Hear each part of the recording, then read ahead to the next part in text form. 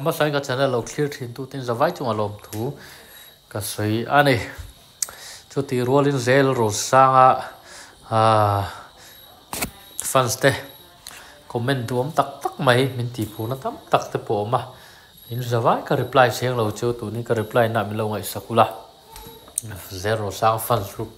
tele ami mal ka channel lo comment tu rang te in zavai chung alom thu ma sai ka ron soi ni tun truma kan soi ho le tur chu Facebook an post kan mu thau in ka ringa IG at po ni se zero sang hi a fans tele ama du tu rim hi nula ke rol lama a khan lo nula ke rol lam pangin an du lo nga man ngai lo nu kling nu thloi ale nula senior te me ang mi nu rang ho hin an du ani an ti a chu lo ti kreng am ti hi lo sei don ni zero sang hi a fans te hi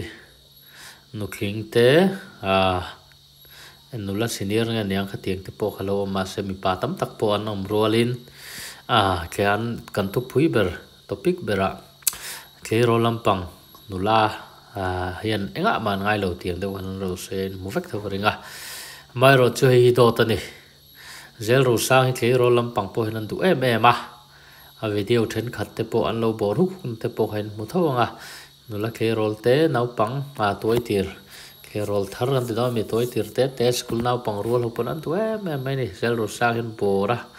chu ti rolin nu kling te ke manula senior te po alo niang ka ting te po khan du ani hemi hi an be na hi amak thri ni ka te mi hi kan ngai san lo kan ngai sang lo ni point wa be ri khara wa chu ku zui hi atha ka ti lo wa Facebook at po lo post na sa khop me amai ro chu nula po inan duwa ke rol po inan duwa chuanin mi palam pang po nan duwa tu po hian an du ni mi zowa chun tun din huna chuanin number 1 la ni zel ro sang hi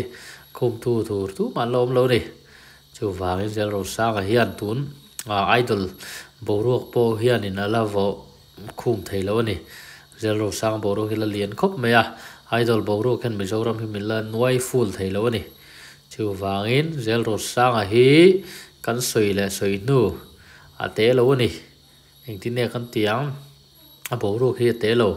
chu ti rola du tu te po nula mi nu mi pa te pon niang mi pa te ma mi pat pui nge te pon an du em fek mai ne chan chu nge ti chang ai sanu ma te hi fel rewa ma te ril ru klong rew ni chu wangin an u nau bani pa te nen te pon se fele me maya chu wangin zel ro sang hi